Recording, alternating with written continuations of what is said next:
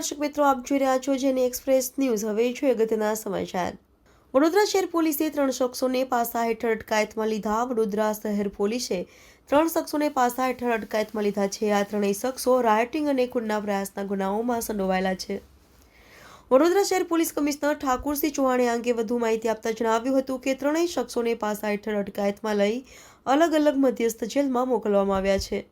આ ત્રણેય શખ્સો કોણ છે અને કયા ગુનાઓમાં તેઓ સંડોવાયેલા છે તેમાં મોહસિન ઉર્ફે દરબાર હસનભાઈ રાઠોડ, આ શખ્સ પર જવાહરનગર પોલીસ સ્ટેશનમાં અનેક ગુનાઓ નોંધાયેલા છે, જેમાં રાયોટિંગ, મારપીટ, લૂંટ અને ખૂનનો પ્રયાસ જેવા ગંભીર ગુનાઓનો સમાવેશ થાય છે। મુબારક હસનભાઈ રાઠોડ સમા પોલીસ સ્ટેશનમાં આ શખ્સ પર ગુનો નોંધાયેલો છે। ત્રીજો શખ્સ, આ શખ્સનું નામ અને વિગતો અત્યારે પ્રાપ્ત નથી। પાસા હેઠળ અટકાયતમાં લેવામાં આવેલા ત્રણેય શખ્સોને કેટલાક સમય માટે જેલમાં રાખવામાં આવશે। આ બાબતે હજુ સુધી કોઈ સત્તાવાર જાણકારી મળી નથી।